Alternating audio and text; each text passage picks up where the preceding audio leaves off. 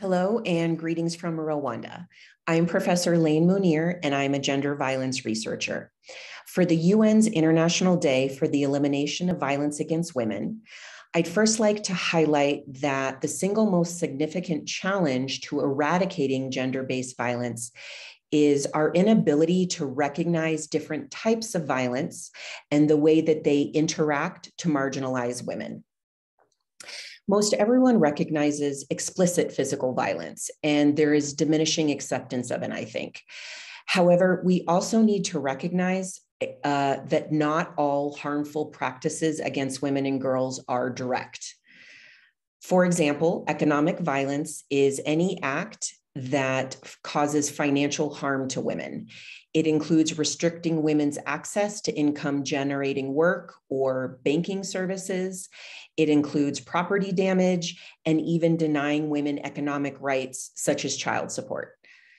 Indirect violence can be equally as harmful, though. Environmental violence is particularly problematic for women in rural areas because it denies them the right to use natural resources sustainably to improve their outcomes.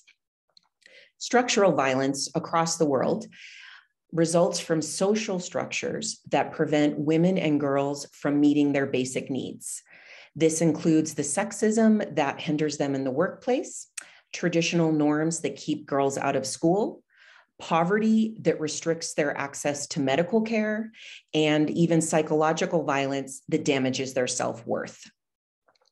I think there are various pathways forward towards a future free of gender-based violence, which really is possible.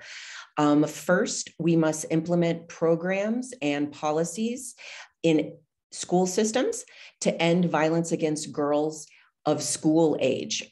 School is where children learn how they can behave as adults.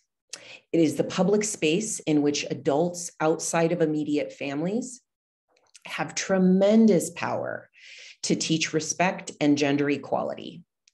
School is a training ground for both boys and girls to learn to practice and expect kindness from others. Second, we must end child and early marriage. Research indicates across the board that the longer a girl can delay marriage, the more likely she is to finish her education, to independently earn the income that statistically lowers her vulnerability to domestic violence, and make positive choices for her children to help lessen intergenerational violence.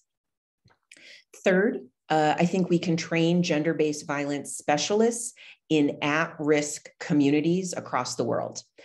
Poverty and violence are rife in both urban and rural areas. Rape cases are often ignored, convictions very rare compared to the rates of crime. And at the same time, some communities feel that their only option is to settle these incidents with informal justice that can victimize those who are attacked or ignore gender-based violence altogether. The best remedy is identifying and training locally entrenched social experts to act as champions of gender equality and to stand up for victims. These local gender-based violence experts may be traditional women's councils, local governmental leaders, and respected elders in a community. Fourth, we cannot end the scourge of gender-based violence without the engagement of half of the world's population. In particular, young men are a potent agent of change in transforming our narratives and our attitudes towards violence against women and girls. Young men are some of the most worthwhile investments in peace education. And lastly, we must embolden women and girls to speak out. Gender-based violence takes root in shame, and shame can only exist with secrecy. When women and girls talk about their experiences with violence, listen to them, support them as they challenge rape culture, harassment, domestic violence, and marginalization. Empower them to share their stories if they feel that they can. We cannot end gender-based violence silently. Thank you so much for your engagement today on the International Day for the Elimination of Violence Against Women and in the years to come. Thank you.